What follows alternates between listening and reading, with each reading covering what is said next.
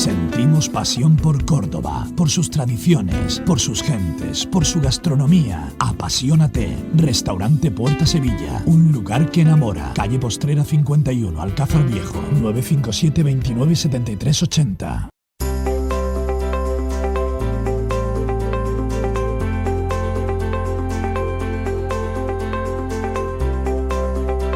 Buenas tardes y bienvenidos a una nueva edición, a una nueva cita de España en Concordia. Parlamentarios, señores parlamentarios andaluces, señor delegado territorial de Sostenibilidad y Medio Ambiente, señores miembros del Cabildo Catedralicio, queridos amigos, muchísimas gracias por estar con nosotros en esta tercera edición ya, si no me equivoco, del ciclo España en Concordia, que fundamentalmente procura traer personas de primer nivel para hablar de algo que nos compete, o de temas, asuntos que nos competen a todos como españoles y que tienen a España y a sus grandes temas y a sus grandes problemas también como protagonistas. Hemos hablado de memoria histórica, hemos hablado de seguridad y de la futura ley de seguridad, por cierto. Hoy toca hablar de el que, bueno, hasta ahora se ha venido denominando el cuarto poder, que es la prensa, que es el periodismo, y para eso tenemos hoy la suerte de contar con un grandísimo periodista, que es Víctor Rubido, y que nos acompaña en esta nueva edición de España en Concordia. En primer lugar, para hablar de su libro, para hablar de su nuevo libro, Contar la Verdad, que para eso ha venido también Víctor Rubido. Y en segundo lugar, para hablar de un tema que es tremendamente apasionante e interesante, porque qué duda cabe, asistimos a tiempos complicados en lo que la comunicación se refiere, sobre todo las redes sociales, la aparición de Internet. Esto ha supuesto una revolución a la hora de no solo de ofrecer la información y de contar las cosas, sino también de consumirlas. Y parece que el periodismo, en ese sentido, o el periodismo tradicional, ha entrado en una determinada crisis. No acabamos de encajar los periodistas al ritmo, sobre todo fundamentalmente, que nos marcan las nuevas tecnologías, y eso de alguna forma también nos ha llevado, nos está llevando, en muchos casos, a no contar las cosas como debiéramos. Y el libro de Víctor Rubido, que todavía no he leído en su integridad, todo hay que decirlo, también va un poco de eso. Víctor Rubido, sobre todo en la presentación, hay una cosa que me ha gustado mucho como miembro de esta profesión, y es que nos habla del periodista con conciencia, del periodista con la obligación también de saber a qué se enfrenta y cómo cuenta las cosas y qué responsabilidad tiene. Porque queremos hablar hoy en España en Concordia, en esta cita, del periodismo sustentado en valores. Primero porque el periodismo ha dejado de ser periodismo en gran parte para convertirse en entretenimiento. Y en ese camino ha perdido gran parte de los valores. Pero es que gran parte de las cosas que se cuentan hoy en el periodismo español responde mucho a determinados intereses económicos fundamentalmente y políticos también.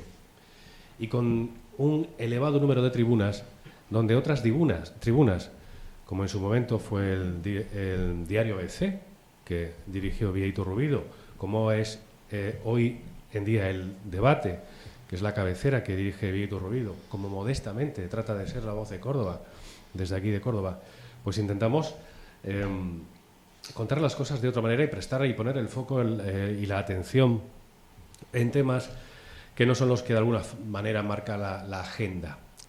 ¿Y quién marca la agenda? Pues la agenda al final acaba marcando la política fundamentalmente y los grandes poderes económicos.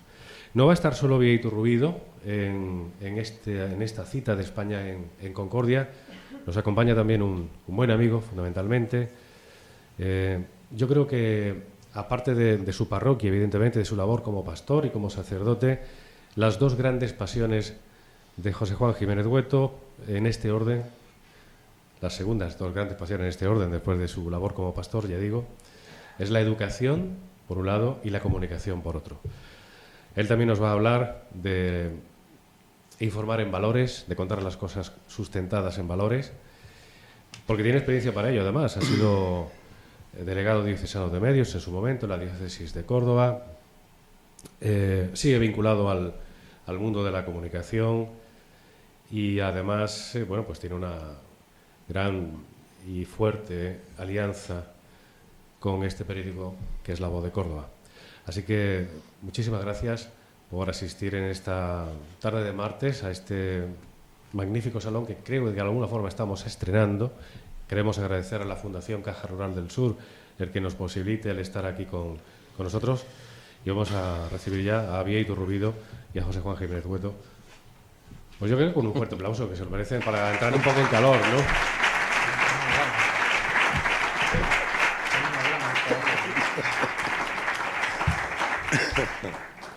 Bia Iturrubido, muchísimas gracias. Bienvenido a Córdoba. Muchas gracias. Le rogaría que pulsara el botón, a ver si... Muchas gracias. Yo, estos aplausos previos, sin haber hablado todavía, pues, levanta la moral, ¿no? Pero sí, porque además yo creo que es una buena forma de empezar creo que se acopla un poco un programa como este, una cita como este. Contar la verdad. Para un periodista hoy en día, y en España en concreto, ¿es difícil contar la verdad? No, la verdad, honestamente, no es difícil. No sé si se escucha. Bueno, en primer lugar, muchísimas gracias por estar aquí, porque yo sé que el tiempo es cada vez menor y la oferta es enorme. Hoy en Córdoba asumo que se pueden hacer muchísimas cosas. Ya saben que tengo un vínculo especial. Córdoba para mí es algo especial y la verdad es que vengo encantado y estoy admirado de este edificio, de este salón y de a gusto que, pudiendo ir al círculo, que está ahí su presidente, está muy bien también tener otras alternativas. Pero vamos, muchísimas gracias por invitarme y por estar aquí. Y en segundo lugar, pues respondiendo a la pregunta, vamos a ver, contar la verdad no es difícil. Contar la verdad es un imperativo moral que tenemos los periodistas, que probablemente tengamos todos los ciudadanos, porque tenemos insisto, Santa Teresa decía algo así como o contamos la verdad o pereceremos. Bueno, pues tenemos que contar es una obligación nuestra contar la verdad. ¿Qué ocurre? Que en el camino se nos cruzan muchas cosas para cuando tú quieres contar lo que has visto, cuando quieres enfocarlo, pues se te cruzan muchas cosas. Lo primero que se te cruza es tu subjetividad. Es decir, los periodistas, yo lo cuento en el libro y lo digo siempre, los periodistas no somos objetivos. Quien crea que los periodistas son objetivos está mintiendo. Yo digo en el libro que lo más objetivo que hay en una redacción es el objetivo de la cámara del fotógrafo. Eso ni sufre ni padece. Los periodistas tenemos una extracción social, nacemos en una familia determinada, nos criamos en un ambiente concreto, nos forman unos valores, nos conforman nuestra lectura, nuestra formación, nuestra cultura, nuestra educación. Y cuando llegamos a ejercer el periodismo, después las experiencias vitales y, por tanto, todo eso te va tamizando y ante los hechos te adoptas una actitud u otra. ¿Qué ocurre? Yo lo que defiendo es que fundamentalmente el periodista lo que tiene que ser es honrado, honesto. Y yo lo cuento aquí, hay 2 capítulos en el libro que yo cuento cómo viví la crisis del Prestige, que entonces yo era director de La Voz de Galicia, que es el primer periódico de Galicia y es un periódico muy potente, de los grandes periódicos de España. Y yo, evidentemente, yo tenía una gran simpatía a Manuel Fraga, al que conocí y traté mucho, y era el presidente de la Xunta de Galicia, y lo estaba pasando muy mal, y aquello estaba deteriorando la imagen de la Xunta de Galicia, gobernada por el Partido Popular, pero también la del gobierno de Aznar. Pero yo tenía la obligación de contar lo que estaba ocurriendo, más allá de que mis simpatías íntimas y personales estuviesen vinculadas con determinadas tendencias. Lo mismo me ocurrió cuando fue el 11M. Nosotros fuimos el único periódico, y en el libro aparece la portada y cuento un poco cómo fue la historia, que salimos diciendo que había sido Al Qaeda la que puso las bombas. Probablemente al gobierno en aquel momento no le interesaba decir eso, pero yo estaba obligado a contar lo que yo entendía que en aquel momento era la verdad. Por eso digo, contar la verdad no es difícil, solo hay que tener un empeño en ello. Yo no soy más virtuoso que otro, ¿no? En eso me gusta mucho la frase de San Agustín, ni ingenuo ni prepotente. Entonces no soy tampoco ni un ángel ni un demonio. Quiero decir que no me quiero presentar aquí como ocurre. Eso es mucho de los periodistas de Madrid. Los más virtuosos, los de Madrid. Yo, como viví mucho tiempo en provincias, pues no, aunque he estudiado en Madrid y he hecho gran parte de mi carrera en Madrid, pero no quiero presentarme como aquí nada especialmente virtuoso. Lo que sí quiero decir es que lo que de verdad debería acompañar, y lo dice Kapuscinski en su ensayo, el periodista polaco, en su ensayo sobre que titula ¿cómo se titula? Los cínicos no sirven para este oficio. Dice, el buen periodista tiene que ser buena persona. Yo quiero decir que si te anima la buena voluntad, yo creo que sí puedes contar la verdad. Ser periodista de provincias, que duda cabe que también es una mili que hace un periodista, y además, Curte, porque el periodismo de provincias es otro tipo de periodismo. Si me permiten arreglar un error protocolario, voy a intentar subsanar. Si tenemos miembros del Ayuntamiento de Córdoba, Pablo Badrelli, que es concejal portavoz de Vox, y otro parlamentario andaluz, parte de Vox, que es Alejandro Hernández. Error protocolario y de amistad. Así que dicho queda. Esa buena voluntad a la que usted apela en el libro efectivamente es así, y también a la vanidad del periodista, que duda cabe que son dos filtros que evidentemente impiden abordar la verdad con perspectiva, ¿no? Muchas veces el periodista se pone delante del acontecimiento que cuenta, ¿no? Sí, vamos a ver.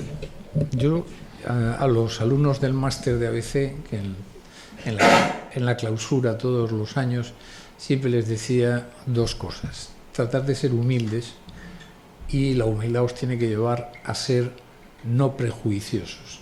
Los periodistas no pueden ser prejuiciosos, que lo somos, o sea, ya lo digo, pero el ejercicio que tienes que hacer es no ser prejuicioso. Tienes que acercarte a la gente que es protagonista de la noticia, a los que le afecta la noticia. Tienes que acercarte al hecho, pero con un esfuerzo, insisto, vuelvo a decir, de buena voluntad y de honestidad. Con esos dos componentes, probablemente, partiendo de que todos somos subjetivos, vas a hacer tu trabajo mucho mejor. Yo, después, si tenemos oportunidad, me gustaría hablar precisamente de los daños que el periodismo hace, por ejemplo, que ha hecho en España, y yo espero que se corrija, con todos los escándalos de corrupción que después resultaron no serlo. Y hemos contribuido a la muerte civil de muchísimas personas. A eso ha contribuido mucho los fiscales, los jueces de instrucción, la policía, los inspectores de Hacienda, que han utilizado a los periodistas creyéndose siempre que tenían el gran Watergate. Todo el mundo piensa que siempre tiene un gran asunto periodístico en las manos, y entonces siempre no se da cuenta que muchas veces está siendo siendo el tonto útil de un fiscal, de un abogado, de un político resentido. Usted sostiene que la fuente nunca es inocente. Nunca. Las fuentes nunca son inocentes, que es cierto. Es decir, eso es uno de los errores que cometemos ingenuamente en el periodismo. Yo a mis redactores, tanto en La Voz de Galicia como en ABC, siempre les decía: ojo, a ver quién te ha contado esto, y por qué, y qué busca. Porque el que te cuenta algo, busca algo.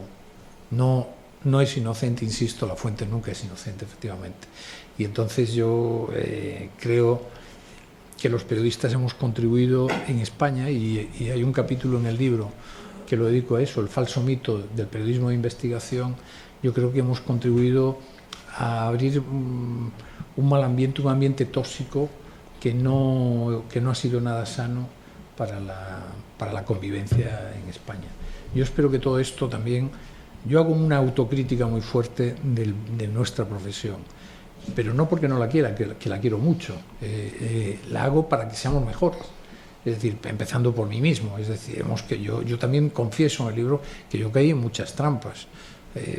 Trampas tendría, claro, si te pasan 100 folios allí con el logo de la Fiscalía Anticorrupción y del crimen organizado, etcétera, pues tú, contra el crimen organizado, pues tú lo empiezas a leer y piensas que aquello es importante, y no te das cuenta que está siendo instrumentalizado por el fiscal de turno, al que su jefe no le dio el visto bueno, un informe que a su vez ningún juez admitió en su juzgado, y sin embargo tú entras a esa trampa creyendo, insisto, en que estás haciendo, en fin, el gran reportaje de tu vida, cuando no es tal cosa.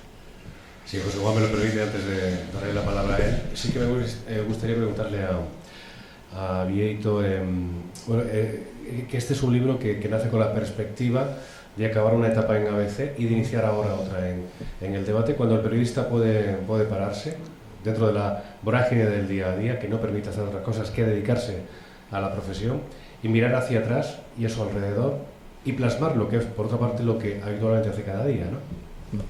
Sí, yo este libro lo empecé a escribir a raíz de salir de ABC, pero tengo que decir varias cosas. En primer lugar, no es un ajuste de cuentas con nadie, no digo porque hubo algún colega que sacó un libro ahí haciendo un ajuste de cuentas con sus... Si me permite la observación, es usted muy elegante incluso a la hora de explicar su salida de ABC, con una elegancia muy gallega, por otra parte. No sé si es gallega, pero en todo caso yo creo que hay que salir de los sitios quedando bien. Yo de ABC solo puedo hablar bien. ABC es una maravilla, yo en el libro, bueno, ABC es una institución de España, es una de las grandes cabeceras, es la única cabecera que ha resistido estos últimos 100 años en Madrid capital, y yo a ABC solo le puedo estar agradecido. 10 años dirigiendo ABC es una suerte que a muy pocos periodistas nos ha tocado, y yo estoy agradecidísimo, encantado, y nunca hablaré mal de ABC como institución. Otra cosa son las personas, pero ya decimos, las personas pasan, las instituciones quedan. La institución de ABC es una maravilla de este país y ojalá lo siga siendo en los próximos años. Por tanto, no hay ajuste de cuentas, no hay ninguna acidez, ni nada desabrido, ni nada en mi texto contra ABC ni contra sus directivos, y todo lo contrario. Es decir, lo que ocurre es que en la vida también es cierto que el animal más frágil de la fauna periodística es el director de periódico. El redactor jefe o el redactor normal dura toda la vida, pero claro, cuando has aceptado ser director, pues ya sabes, yo el primer día que llegué yo al periódico ABC, recuerdo que en una reunión que teníamos con todos los redactores jefes les dije, bueno, yo ya sé lo que voy a hacer después de director de ABC. Todos se quedaron callados y tal, y dije yo, voy a ser exdirector de ABC. Yo ya sabía que eso me tocaba, ¿no? Pero bueno, oye, fueron 10 años, solamente Luis María Ansón estuvo 14.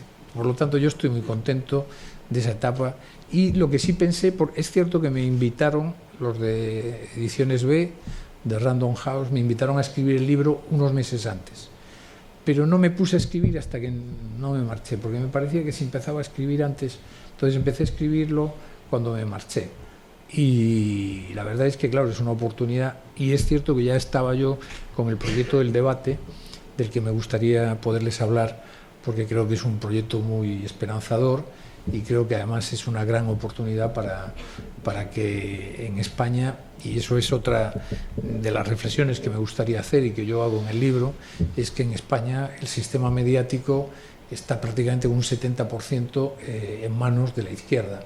Ya no en manos de la izquierda, porque a veces los propietarios son muy de derechas, claro, Telefónica o CaixaBank o el Santander, o gran parte de los capitalistas, por no decir el fondo Amber que preside el señor Orgulian, que ahora es casi el propietario de Prisa, en realidad son muy de derechas y lo que quieren es beneficio por beneficio. Pero se da la paradoja en España, por no decir Berlusconi, que era el látigo de los comunistas en Italia y es el dueño de Mediaset. O sea que los dueños son de derechas, pero la óptica que tienen y la óptica que le ofrecen a los españoles es desde la izquierda. Y por eso yo creo que tenemos una gran oportunidad con el debate, porque vamos con un medio joven, partiendo que el debate nació en 1910. El debate, perdonen que estoy ya en el spot publicitario ya, pero el debate, para que lo sepan ustedes, nace en 1910, lo interviene el Gobierno de la República el 19 de julio, al día siguiente de que estalla la guerra, y no se vuelve a abrir ya nunca más, porque cuando termina la guerra hay varias teorías. Una teoría es que no le deja abrir el régimen de Franco porque el debate estaba muy vinculado a la democracia cristiana, a Gil Robles, y todos aquellos dirigentes de la democracia cristiana en aquel momento estaban en el exilio. Y otros dicen que es que cuando se proclama la República en el 31, el debate sacó un editorial diciendo que acepta la legalidad. Y bueno, no se sabe muy bien cuál es el argumento. También hay quien dice que Ángel Herrero Oria y su hermano Francisco Herrero Oria estaban peleados, tenían un pleito, no lo arreglaron y una solución salomónica del régimen, ni para uno ni para otro. Pero esa no me suena porque andando el tiempo les dejaron abrir el Ya, que era el periódico de tarde que tenía el debate, ¿no? Pero vamos, estamos en una nueva etapa y la vida de los periodistas es como la de todos. De tarde ahora que es un nativo digital, un diario nativo digital en esta nueva etapa, ¿no? José Juan. Bueno, yo sí he tenido la oportunidad de leerme el libro y la verdad que es un libro que felicito al autor porque me ha gustado muchísimo en ese sentido de que es toda una visión de los últimos años de la realidad, desde una visión muy personalista, pero bueno, lo que más me ha encantado es que no es un canto a sí mismo, sino que está bastante lleno pues, de esa fina autocrítica constante que el propio autor hace de sí mismo también en su realidad de cada día, y la crítica también a la realidad, especialmente al periodismo, que desde mi punto de vista, como bien en algún momento reflejas en el libro, bueno, todos los años salen miles de periodistas, ¿no?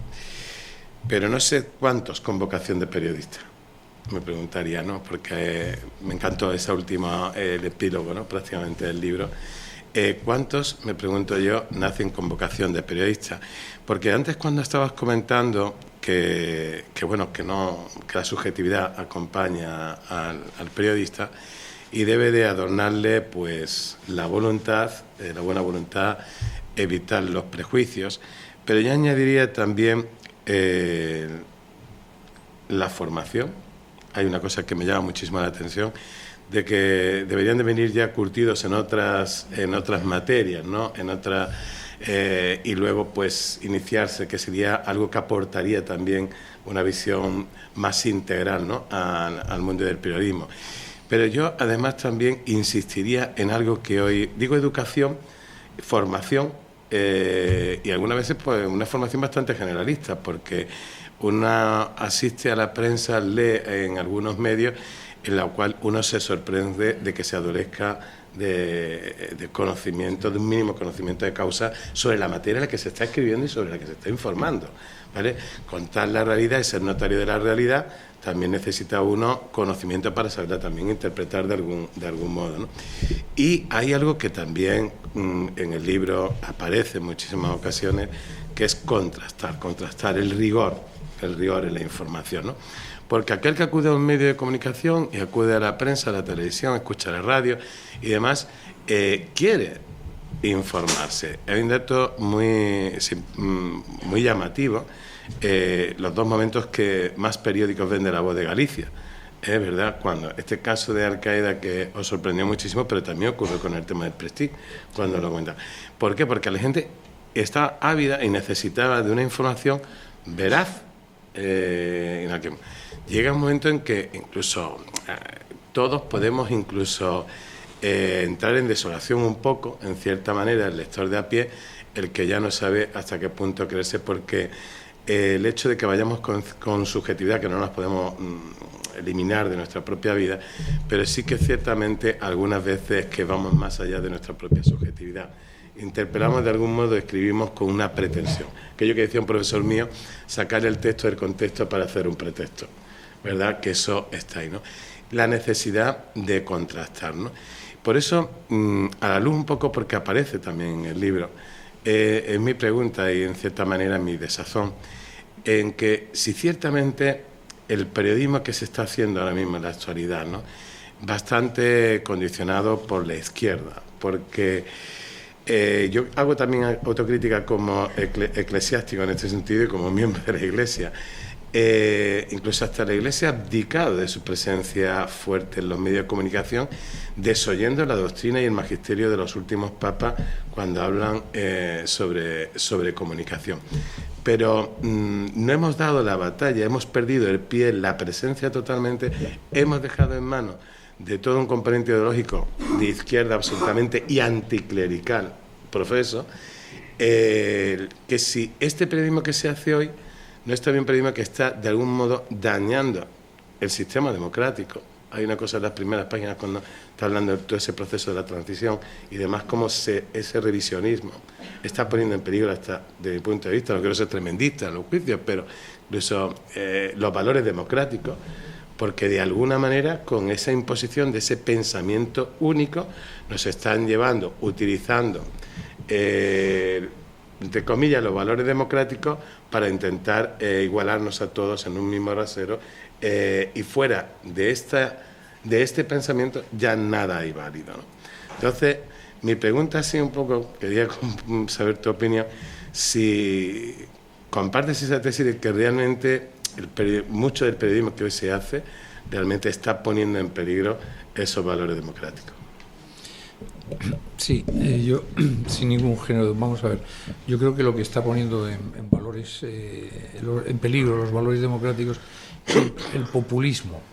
Lo que ocurre es que el populismo lo invade todo, y también no solo ha invadido la política, ha invadido la justicia. Hay jueces y fiscales populistas y hay periodistas populistas, muchos, porque el populismo se pega al periodismo con muchísima facilidad. Yo quería, antes, contestando un poco dentro de tu exposición, hay un problema. A mí me gustaría que el periodismo, y no lo digo por mí, yo aquí insisto, como decía un obispo de Pamplona, a mí humilde no me gana nadie. Es decir, no estoy hablando de ello. A mí me gustaría que el periodismo fuese una profesión de élite. Lo era. Ángel Herrera Oria, que fue director del Debate, era abogado del Estado. En realidad se ordenó sacerdote a los 50 años. Es decir, él fue, hasta los 50 años, fue abogado del Estado. Pero el director del Debate era un abogado del Estado. Y enfrente había otro periódico que se llamaba El Sol, y el director era un tal Ortega y Gasset. Claro, digo yo, esto se ha deteriorado mucho. Hemos pasado de tener abogados del Estado a tener filósofos y, vamos, Ortegas, mejor dicho, abogados y filósofos, a tener periodistas que se han formado en facultades. En España hay 50 facultades de Ciencias de la Información. A una media de 100 alumnos cada curso colocan en el mercado todos los años 5.000 periodistas. No los digiere el mercado, es decir, el sector no tiene capacidad. Como consecuencia de eso, se produce algo que deteriora mucho en la profesión, y es que, bueno, en primer lugar, la formación deja mucho que desear, porque yo sigo creyendo, como decía, que tiene que ser una profesión de élite. Yo suprimiría las facultades de periodismo, las suprimiría directamente. Lo que tiene que venir es un muchacho que ha estudiado económicas, un muchacho que ha estudiado derecho, incluso un señor que ha sido profesional, o que ha estudiado medicina o física, cualquiera. Yo siempre, en el máster de ABC, siempre primaba a los que la extracción formativa, o sea, que su extracción viniese de otras facultades. Es decir, porque eso enriquece la redacción, mientras que si todos están formados de la misma manera, la redacción se empobrece. Pasos que se dan como consecuencia de eso. Los periodistas viven en una situación de gran precariedad, los salarios son de los más bajos de la tabla salarial. Un periodista medio en Madrid está cobrando 1.200 euros. En la tabla salarial es equiparable a un camarero, con todos los respetos para el camarero. A veces pero quiero decir que en la tabla salarial, periodista y camarero están equiparados. Solo hay una diferencia. El camarero puede cobrar propinas, y el periodista, como cobre propinas, tenemos un problema. O sea que no se pueden cobrar propinas. Y como consecuencia de eso, es una de las profesiones con uno de los más altos niveles de frustración. O sea, los periodistas tienen un nivel de frustración muy alto y muy pronto. Es un colectivo que a los 30 y pocos años ya está muy frustrado, porque las expectativas de todos esos miles de muchachos que acceden a las facultades es una expectativa muy alta. Todos piensan que van a ser presentadores de grandes programas, columnistas, periodistas famosos, que los van a tirar en un paracaídas en una guerra, que van a descubrir el Watergate, todos. Y lo que ocurre después es que la triste realidad es que mucho más gris, mucho más anodina, mucho más de la cotidianidad, pues es muy vulgar, muy prosaica, y claro, el nivel de frustración es muy alto. Cobras muy poco dinero y además no haces nada de lo que tú creías que iba a hacer. Y si me permite un apunte con el camarero se va a su casa y puede dormir o hacer otra cosa, el periodista no acaba el turno. No, bueno, es que la actualidad es caótica y como es caótica está las 24 horas viviendo y las siguientes 24 horas, claro. La materia prima de los periodistas no tiene horario ni calendario, ¿no? Pero por seguir en la línea de lo que me preguntaba a José Juan, ¿qué ocurre por tanto? Yo creo que tenemos que intentar formar mejor a los periodistas. Por eso yo propondría que desaparecieran las facultades. Podría haber algún centro de élite de estudios, de prospección, de investigación sobre nuevas formas de comunicar, lo que está suponiendo ahora mismo, que esa es la clave de todo lo que nos está ocurriendo, que es la gran transformación de la cultura digital. Esa es la clave de todo. O sea, todo lo que estamos viviendo ahora, el auge de los populismos, la quiebra del periodismo tal y como lo conocíamos, la crisis de las democracias liberales, todo eso tiene que ver con el gran boom y desarrollo de la cultura digital, del acceso a informaciones, del flujo de la información a una velocidad de vértigo, de miles de informaciones, y el ser humano todavía no ha ordenado la cabeza para tener la capacidad de digerir todo eso. En este momento circulan en torno al globo terráqueo, en este preciso instante, cientos de millones de noticias, de datos, cientos. La mitad son falsos.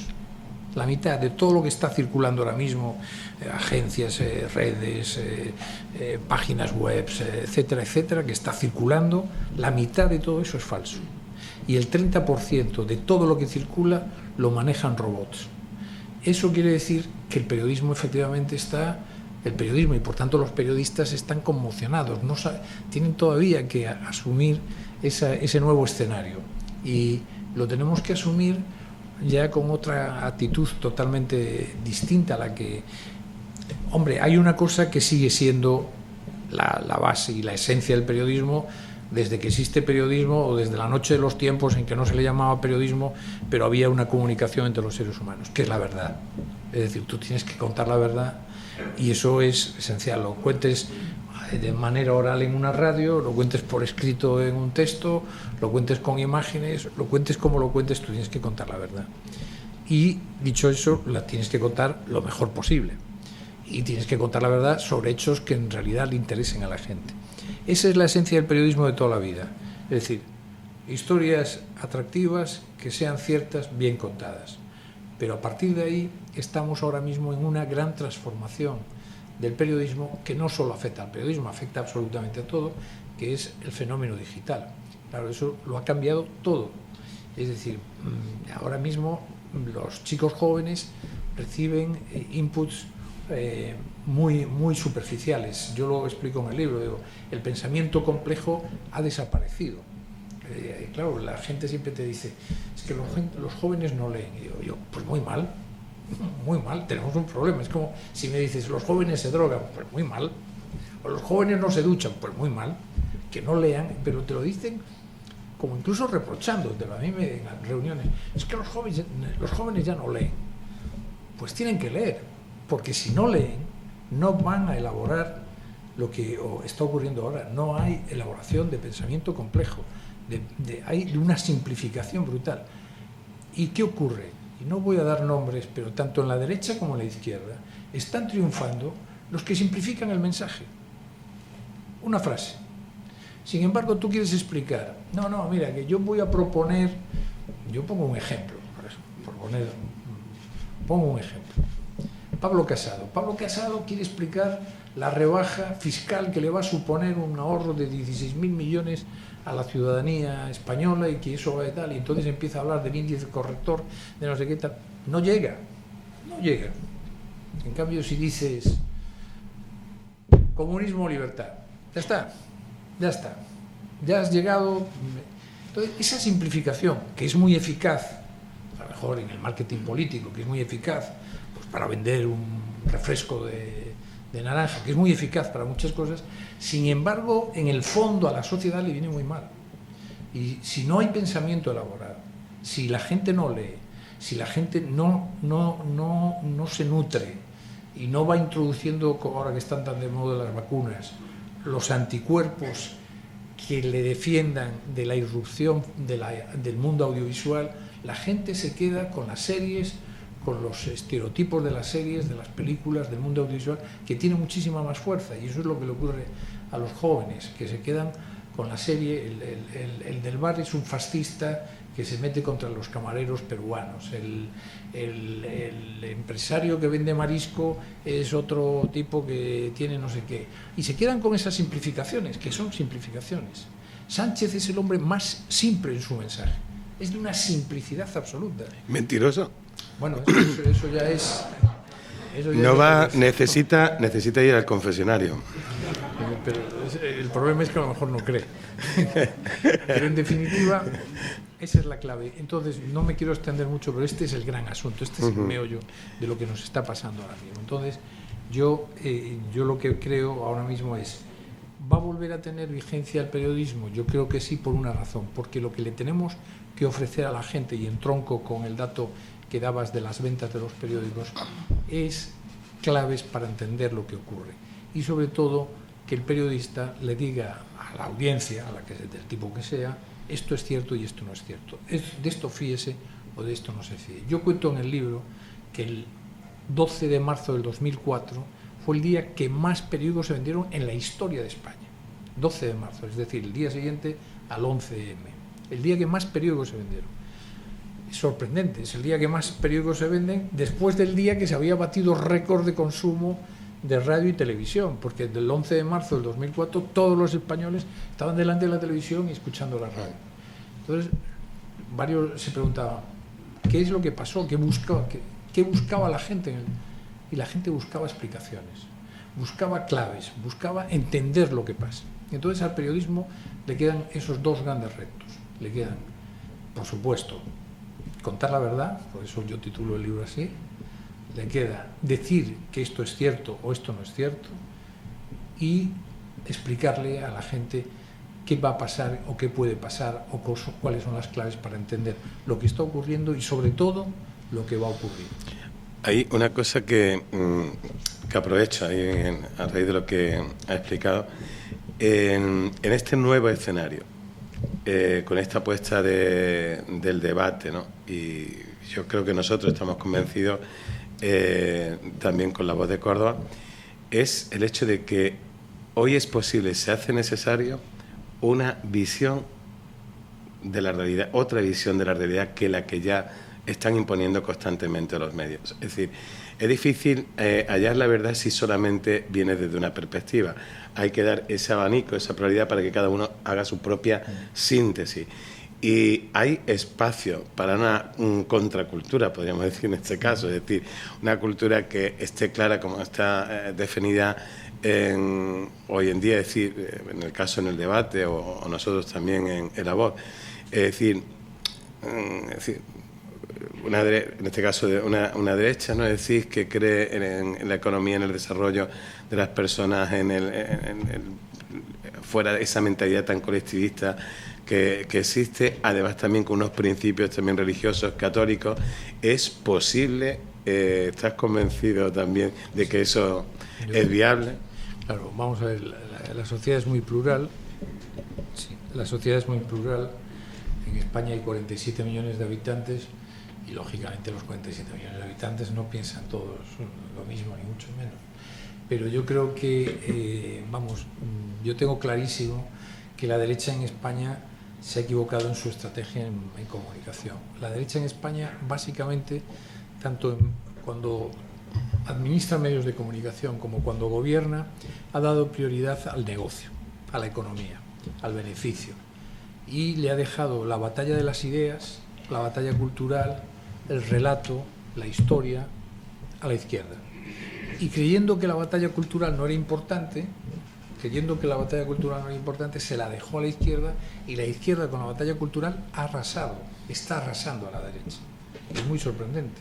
Y entonces, en este momento, en España, el paradigma socialdemócrata / comunista es el que se está imponiendo. Esto yo ya sé que impacta mucho a la gente. Oye, que si yo mañana me voy ahora para casa y compro aquí, que hablas tú de comunismo. Ojo, ojo.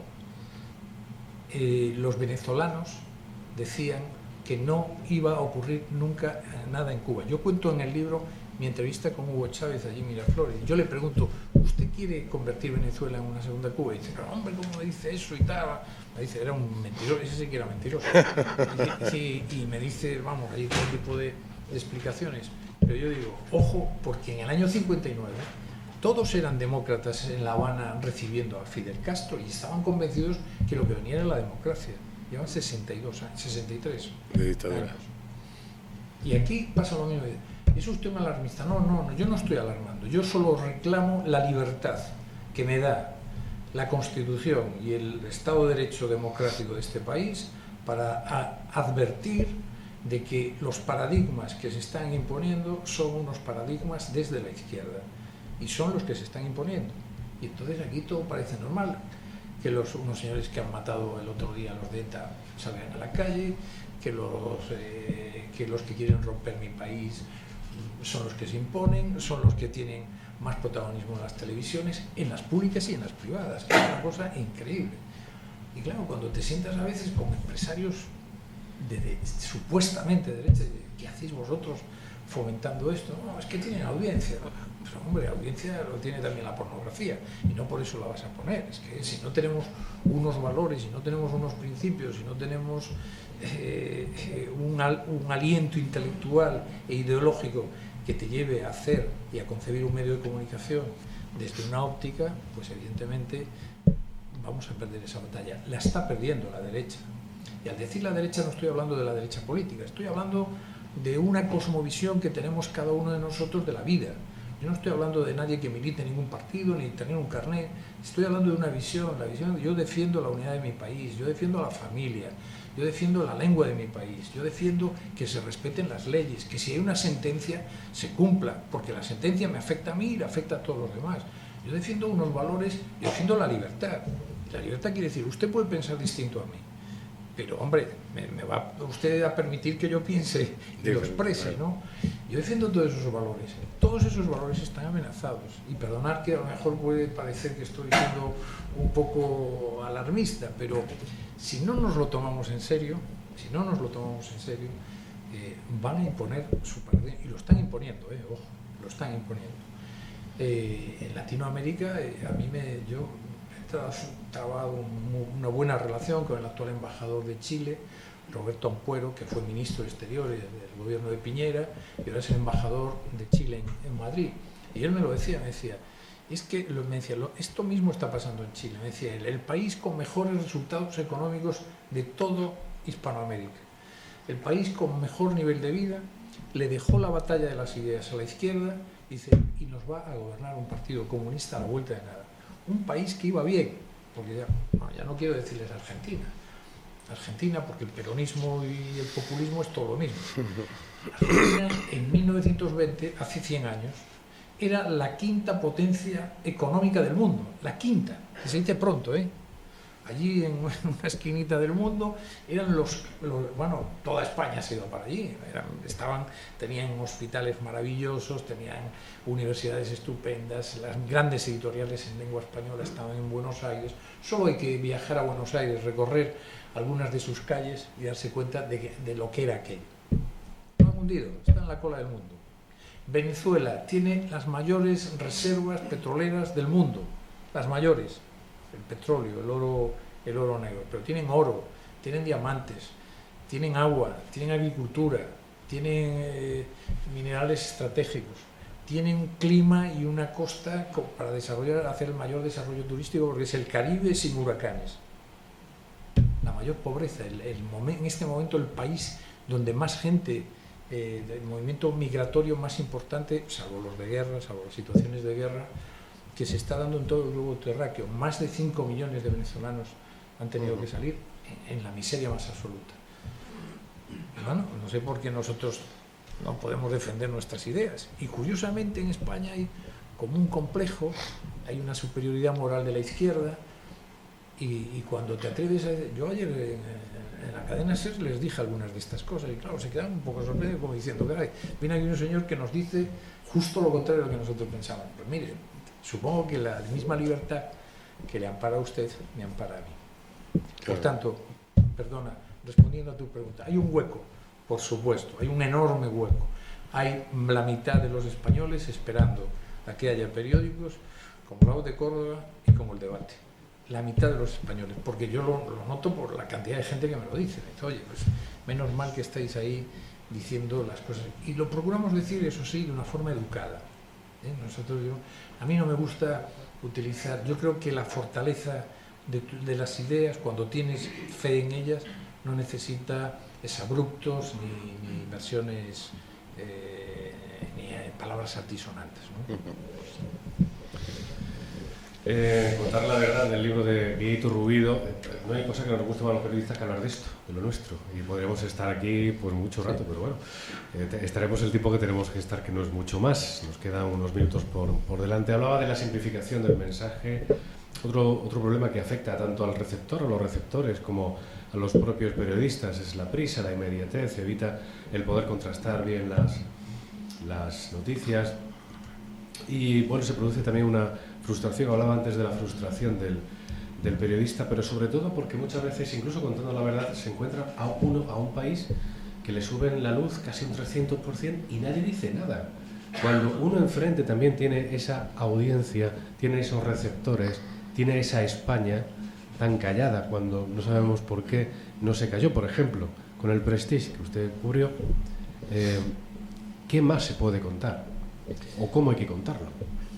Bueno, yo creo que lo de la luz tiene mucho que ver con esto que estamos hablando. Vamos a ver, si esto de la luz le estuviese ocurriendo a un gobierno del Partido Popular, a un gobierno de derechas, tendríamos a las televisiones las 24 horas del día machacando. Por el gobierno de la crueldad, decía vuestra antigua presidenta Susana Díaz, decía, este es el gobierno de la crueldad. Oiga, tienen ustedes el 12% de la población en pobreza energética, pasando un frío en estos momentos. Ahora mismo, el 12% de la población española, no ves en la sexta estarían ahora mismo haciendo reportajes, yendo a chabolas. El problema, por eso digo, es un problema, yo sí creo que el problema de España, y yo insisto mucho en el libro, es un problema mediático, un control de los medios. Los medios son los que reclaman. Una señora que está en Arjona, se sienta allí, ve Telecinco, aquello y tal, y de repente le empiezan a poner aquello, y ella acaba concibiendo que toda España pasa lo que está pasando allí. No hay capacidad hay capacidad de contrastar, pero de la fortaleza de la imagen, por eso hablo yo antes de inocular los anticuerpos de la lectura. Porque la lectura, insisto, ahora que está tan de moda las vacunas, la lectura es fundamental. Una para inocularte reflexiones de otro tipo y enriquecerte, y otra también para precisamente tener una visión totalmente distinta a la que te está ofreciendo con una fortaleza enorme el mundo audiovisual. Y la gente, además, el cerebro del ser humano tiende a la vagancia, y entonces es mucho más cómodo ver las noticias que leerlas, mucho más cómodo, y tiendes a eso. Con esto quiero decirte que, evidentemente, si algunas de las cosas que ahora están ocurriendo estuvieran ocurriendo con un gobierno de signo contrario, yo te aseguro que todos los canales de televisión estarían machacando. Piensa que, mira, casos concretos, la familia Pujol ha hecho un expolio que se estima cercano a los 1.000 millones de euros, a los 1.000. No se habla nada. ¿No escucháis algo de...? No se habla nada. Los seres de Andalucía, en un momento además que para Andalucía era muy importante una política de apoyo al impulso de la empresa y del trabajo, se desviaron casi 1.000 millones de euros de forma fraudulenta, concursos que no existían, etcétera, etcétera. No se habla nada. Yo con esto no voy a defender absolutamente a nadie, Dios me libre, porque una injusticia no justifica otra injusticia. Pero lo de Bárcenas, con 50 millones, oye, no para, y sigue. A Paco Camps, presidente de la Generalitat de Valencia, le juzgaron por 4, siguen poniendo imágenes y siguen hablando de los 4 trajes de Camps. Ya lo juzgaron, ya lo absolvieron, ya recurrieron, lo volvieron a absolver, está absuelto, le han planteado todo tipo, la Fórmula 1, no sé qué, todo absuelto. Y siguen con el caso de Camps. En la Comunidad de Valencia hay más de 50 altos cargos del Partido Popular juzgados por otros tantos casos y han sido absueltos. Y yo lo digo aquí, y en periodismo no pedimos perdón, que es una cosa que también tenemos que aprender, a pedir perdón y por lo menos a darle un tratamiento. Es decir, tendemos mucho a un caso, 2 páginas, ahí cuando sale el caso, cuando el fiscal de turno te filtra la información y después tú no pides perdón, cuando resulta que lo han absuelto, por lo menos unas disculpas o por lo menos el mismo tratamiento explicando por qué lo absolvieron, el mismo tratamiento que dábamos para cuando queríamos explicar por qué lo iban a procesar. Entonces, todo, si os dais cuenta, todo confluye en lo mismo. El problema es el control de los medios. El control de los medios, y es más, yo creo que una de las campañas que tenía que hacer la sociedad civil es exigir una reforma de la justicia, es que a lo mejor los partidos no lo tienen que hacer, lo tenemos que hacer la sociedad civil, una reforma de la justicia que haga que jueces y fiscales respondan por sus errores. Este es el único país donde un fiscal puede tener 8 años sentados en un banquillo a 31 directivos de Bankia, reconocer en la sentencia la jueza, la presidenta del tribunal, no me ha aportado usted una sola prueba y a esa persona no le ha pasado nada. En Estados Unidos a ese fiscal se le aparta de la carrera y en Europa, en la inmensa mayoría de los países, tienen sanciones o son apartados en un momento determinado del puesto que tienen, cuando no de la carrera. En Estados Unidos se le echa directamente, porque el Estado tiene que indemnizar. En este país los fiscales y los jueces salen gratis. Bueno, permitimos tener los ministros que tenemos y las ministras que tenemos también, o sea que a partir de ahí puede ocurrir cualquier cosa. Bueno, es que hay una cosa que hay que decir. La telebasura triunfa porque hay gente que la ve y los populistas gobiernan porque hay gente que los vota. Entonces, pero eso tiene mucho que ver con la educación. Hay 2 grandes máquinas. Ángel Herrera Oria, que como digo, era una mente privilegiada, decía eso, que dice, hay 2 formas de influir en la sociedad, la educación y la comunicación. Y eso se ha demostrado en Cataluña. Jordi Pujol puso en marcha 2 grandes maquinarias: el adoctrinamiento en los colegios y el control de los medios. Hizo una TV3, que es más grande que ninguna televisión privada de este país, tiene hasta 7 canales, pagó y subvencionó a todos los medios de allí y en los colegios fue adoctrinando a los niños hasta el punto de que ya no saben casi ni hablar español. Con esas 2 maquinarias, durante 40 años, Pujol ya se irá en cualquier momento al otro mundo, pero ha dejado el mayor lío que tenemos en este país. Y son esas 2 grandes máquinas, la educación y la comunicación. A la luz de la educación y la comunicación, en el caso, por ejemplo, nosotros en la Iglesia tenemos que entonar el mea culpa, porque contemos cuántos colegios católicos existen en España, cuántas universidades católicas hay en España, cuántos son los cristianos comprometidos capaces de dar la batalla cultural. Hombre, en España colegios católicos hay muchos, y universidades católicas unas cuantas también. Me decía Ampuero, el embajador, me decía eso mismo, esto es los dueños de los medios y los dueños de las universidades privadas, que han dejado también que los profesores adoctrinen allí a sus alumnos. Yo tengo una larga experiencia como profesor y me doy cuenta que pasa lo mismo con los hijos. Yo tenía y tengo un buen amigo psicólogo especializado en chicos jóvenes con problemas de alimentación y de droga, y él siempre me decía, tú a tus hijos, tú háblales, tú diles cosas, que aunque te protesten en casa, cuando salen a la calle lo ponen en valor. Y efectivamente, yo además lo pude comprobar. Y él me decía, aunque te digan cosas, que qué pesado eres, no sé qué, tal, tú diles cosas, diles. Lo mismo pasa en las universidades. Yo me doy cuenta, yo doy una asignatura en el San Pablo CEU de Madrid que es comunicación política. Y yo a los chavales les insisto, analizamos la actualidad, cogemos los periódicos del día, los canales y tal, y te das cuenta, cuando acaba el cuatrimestre, que muchos se han ido viniendo de tus posiciones y que probablemente has dejado ahí una semilla que puede germinar o no, pero bueno, yo tengo la esperanza de que sí.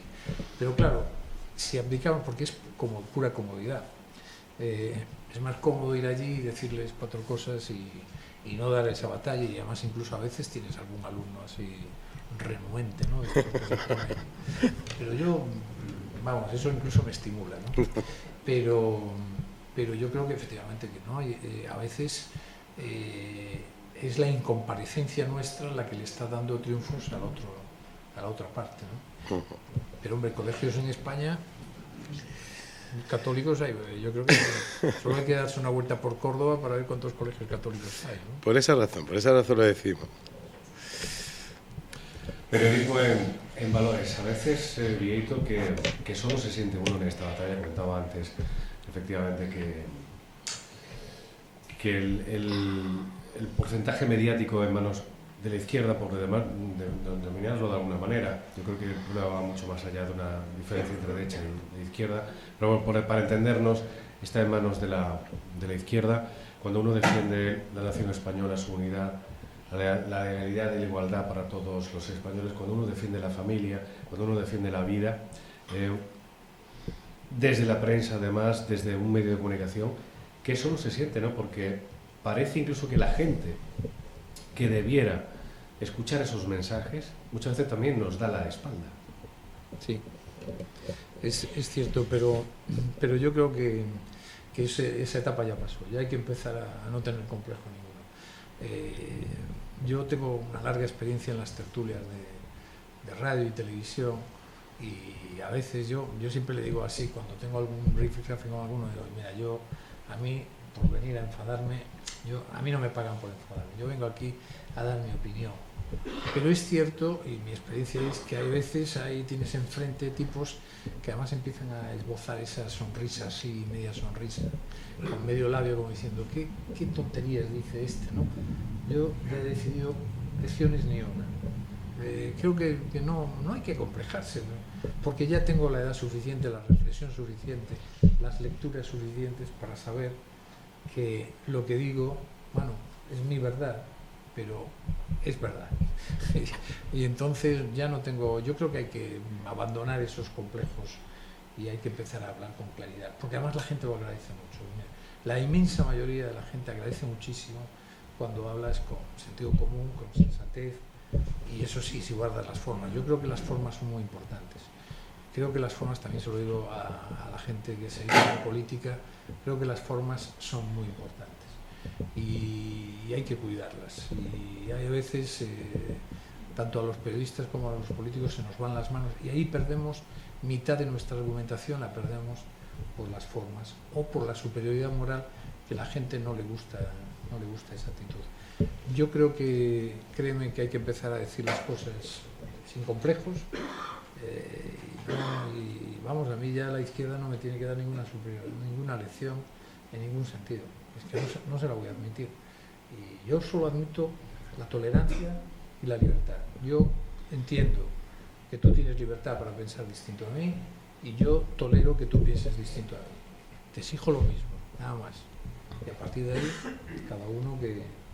Lo que pasa es que yo creo que tenemos que argumentar más, tenemos que hablar más, tenemos que explicarle a la gente más cosas. En fin, yo soy periodista, pero siempre tuve cierta inclinación. Siempre se dice que los periodistas y los políticos estamos la verdad es que había una larga tradición en España, hasta la guerra civil, en que políticos se dedicaban al periodismo y periodistas se dedicaban a la política. Eran dos vasos comunicantes bastante habituales, pero ahora mismo no, hay muy pocos periodistas que den el paso a la política y viceversa. También es cierto, y yo es otra de las batallas que hay que dar, y es que a la política se tiene que dedicar los mejores y que para eso hay que cambiar la ley de incompatibilidades, hay que pagar bien, hay que dignificar la política, porque la política al fin y al cabo es la actividad más noble que hay ahora mismo. Por la política, si de verdad te dedicas a ella con una vocación sincera, es trabajar por los demás, trabajar por el bien común, por el interés general, por defender a la sociedad. O sea, no hay nada más noble en la vida de una persona. Bueno, están las vocaciones religiosas pero es decir, el servir a los demás es una de las actividades más nobles que puede haber. Lo que pasa es que no se puede pagar mal a los políticos. España es un país que paga fatal a los políticos. Los políticos no pueden pagar. Yo recuerdo una tertulia con Luis del Olmo, que empezaron allí todos a jalear, a montar un lío, porque el alcalde de Mijas, no me acuerdo del nombre, pero fue hace 10 años o 12 años, el alcalde de Mijas, que era un ginecólogo que era del PSOE, se había puesto de sueldo 120.000 euros. Era un ginecólogo que tenía mucho éxito con su consulta, era un magnífico alcalde y llevaba ganando por mayoría absoluta tres mandatos. Y en el tercer mandato se puso 120.000 euros. Bueno, armaron la zapatiesta y dimitió. Y todos los tertulianos, en la demagogia clásica, no, qué barbaridad y tal. Entonces me dice Luis del Olmo, ¿y tú qué opinas, Vieto? Y digo yo, pues yo soy el presidente del club de fans del alcalde de Mijas, porque yo quiero que mis políticos estén bien pagados, porque yo quiero que mi país esté bien gobernado, yo quiero que se dediquen a la política los mejores. Puede haber algún, porque los hay, evidentemente, en 8.000 ayuntamientos habrá de todo, pero hombre, hay que fomentar eso. En España somos muy envidiosos y hay dos cosas que nunca... Mira, en España los temas sexuales se mira por otro lado, pero el tema del dinero es que la gente, porque la gente gane dinero. Si lo importante es generar riqueza, no generar pobreza. Si lo que hay que generar es que la gente tenga estímulos y no tener envidia porque un señor gane mucho. Es decir, que escuchar a Pablo Iglesias criticar a Amancio Ortega, oiga, ojalá hubiese 10 Amancios Ortegas más en este país. Habría más empleo, habría más riqueza, España sería más potente. Oye, un hombre que desde una esquina de España hace la primera multinacional de la moda, está en los 5 continentes del mundo, con tiendas, que hay una tienda en Hong Kong, otra tienda en Sydney, otra tienda en Moscú, otra tienda en Medellín. Yo recuerdo que fui a un congreso a Medellín y en el medio del Atlántico me di cuenta que el traje se me había quedado colgado en el perchero del despacho. Y entonces dije, bueno, pues llegué a Medellín, al hotel, y dije, me dice usted, cerca de aquí hay un centro comercial. Me fui al centro comercial en Medellín y allí estaban todas las tiendas, Zara, Massimo Dutti, todas. Y allí me aproveché y dije, bueno, pues me voy a comprar un traje Massimo Dutti, esto de los gallegos. Pero claro, siempre ojalá hubiese más gente como que generasen riqueza. Eso es lo que hace que los países progresen. Las democracias siempre corren paralelas a su desarrollo económico. Pero para eso necesitamos buenos políticos. Y para que haya buenos políticos necesitamos estímulos. Y para que haya estímulos necesitamos una política de incompatibilidades totalmente distinta a la que hay ahora. Hemos hablado sucintamente del libro, no sé si lo suficientemente de él como quisiera el autor. Hemos hablado del periodismo sustentado en valores y nos pedía usted que quería quería terminar hablando del debate y bueno, vamos a abordar esos últimos minutos hablando de un periódico que es un soplo efectivamente de aire fresco dentro de la red, tal y como está la red hoy en día, de cómo se ejerce el periodismo digital, aunque también por otra parte es el único campo de batalla, entiéndaseme como lo digo, donde determinados valores se pueden defender, no en los grandes medios o en los medios tradicionales, y que vamos a encontrar y vamos a seguir encontrando en el debate, Miguelito. Bueno, pues muchas gracias. Como se suele decir, me alegro que me haga esta pregunta. Vamos a ver, del libro no hay que hablar más porque ya sabéis que los libros no se pueden destripar, hay que dejar que un poco de algo de misterio para que la gente los pueda leer. El debate yo creo que es una gran oportunidad y es un intento, es el embrión de un gran grupo. Es decir, aquí lo que ocurre, el debate pertenece a la ACDP. La ACDP es la Asociación Católica de Propagandistas, que siempre tuvo medios. Es decir, el ACDP tenía un grupo de comunicación muy potente, con periódicos como La Verdad de Murcia, como El Ideal de Granada, como El Ideal de La Coruña, como El Oído de Badajoz, El Ya, la agencia Logos, una editorial, es decir, era un grupo muy potente. Yo no conozco los entresijos por los que en un momento determinado se decidió vender.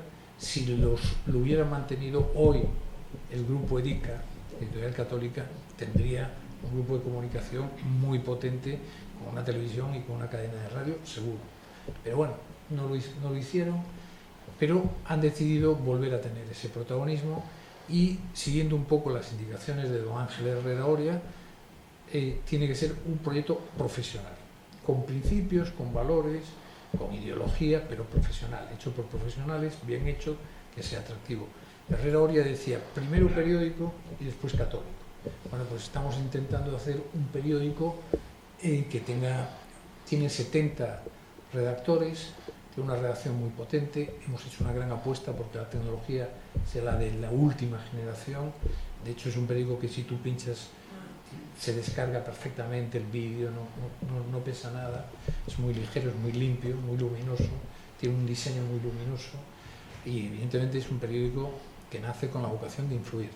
No vamos a poner muros de pago, no creemos en los muros de pago, porque nosotros nacemos para influir. No tenemos una estructura pesadísima ni carísima por encima de la redacción, no tenemos accionistas esperando llevar dividendos. Todo los beneficios que puedan alcanzarse se van a reinvertir en el proyecto y lo que queremos es efectivamente llegar a mucha gente. Y vamos a combinar evidentemente lo que es el mandato del buen periodismo: rigor, ideas, verdad y amenidad. Yo estoy viendo a Almudena Villegas, que es una autora de éxito en el debate, porque de sus trabajos de cultura culinaria y de la cocina es uno de los grandes activos que ahora mismo tiene España, tiene mucho éxito. Esa sección la estamos potenciando al máximo, la vamos a potenciar mucho. Y por ejemplo, hoy dábamos una información que es que hay una recomendación, estas cosas siempre pasan en Bélgica, que es como dice Carlos Herrera, hay un país más tonto que España, y han dado allí en la Comunidad Económica Europea una circular diciendo que no se feliciten las Navidades. No sé, yo no hago nada, todo es un boicot de la competencia. Seguro. No, es un belga. Un belga está. Bueno, por terminar, claro, que no se feliciten las Navidades. Nosotros en el debate, además, yo insistí mucho, queremos empezar ya a darle una explicación a la Navidad. La Navidad no son las fiestas, bueno, por lo menos para mí. La Navidad es uno de los momentos cruciales, junto con la Semana Santa, y en fin, aquí estoy rodeado del DEAN y de ilustres cabezas de teólogos y no quiero meterme pero voy a dar mi visión. La Navidad ha marcado un antes y un después, ese nacimiento de ese niño de manera humilde, y que los que cuentan la historia son unos pastores, y que Dios quiso venir al mundo de la forma más humilde posible, y a partir de ahí cambió el mundo radicalmente, porque hay un antes y un después, y todo se data antes y después de Cristo, etcétera, etcétera, que lo reduzcamos los que tenemos a las fiestas, felices fiestas, no, feliz Navidad. Oiga, y además tenemos una cultura tan maravillosa, porque en torno a ella se hicieron grandes obras de arte y pintura, se hicieron, grandes esculturas, grandes iglesias se le han dedicado a la Natividad, la música más hermosa, desde la música clásica hasta los villancicos más populares, y después la idea de la buena voluntad, porque ahí yo siempre digo que Kant fue el único que teorizó sobre la buena voluntad, lo digo yo, y San Lucas también fue el que dijo paz a los hombres de buena voluntad. Bueno, pues esa Navidad nosotros en el debate la vamos a querer celebrar. Creo que vamos a ser el primer periódico. Yo les dije, todos los días un villancico, todos los días una historia de Navidad, todos los días un Belén. Vamos a contarle, porque eso forma parte de nuestra esencia, y además forma parte de nuestra cultura, y forma parte de lo que nos dejaron nuestros padres, nuestros abuelos, la huella en la tierra que nos han dejado todos nuestros antepasados. Pero ¿quién dijo que tenemos que renunciar a eso? Y nos están imponiendo, y eso viene también del modelo cultural. No, aquí no se celebra la Navidad. Oiga, en el debate vamos a celebrar la Navidad. ¿Parece una tontería? No lo es. Envíele una caja de morcilla a los belgas y que le den morcilla. Eso me parece demasiado generoso para los belgas. Bueno, pues hemos venido a hablar de periodismo en valores, hemos venido a hablar de contar la verdad, que es lo que hace Bieito Rubido en su libro, y de lo que se está haciendo ya, de hecho, en el debate que lleva escasamente 3 meses. 2 meses. 2 meses de vida. Hoy hace 2 meses. 2 meses hace hoy. Bueno, pues hoy cumple sus 2 meses de vida. Es un proyecto ilusionante, sobre todo también por lo que hemos hablado aquí, porque se defiende lo que entendemos que es defendible, necesariamente defendible, y que al final repercute, por cierto, en todo un país y en toda una sociedad. Y hemos acabado hablando de un nuevo proyecto como es el debate, que nosotros también en La Voz de Córdoba pues leemos con interés, todo hay que decirlo, nos sentimos muy identificados, porque también muchas veces nos hemos sentido muy solos, también hay que decirlo. Pero bueno, esta batalla hay que darla, y hay que darla también desde los medios de comunicación, y hay que hacerlo con honestidad y fundamentalmente con buena voluntad. Con la misma buena voluntad que ha venido Bieito Rubido a acompañarnos en esta nueva cita, en este nuevo acto de España en Concordia. Gracias también a José Juan Jiménez por estar con nosotros, y muchas gracias a todos ustedes por habernos acompañado un día más en esta nueva cita de España en Concordia. Muchísimas gracias y hasta una próxima ocasión.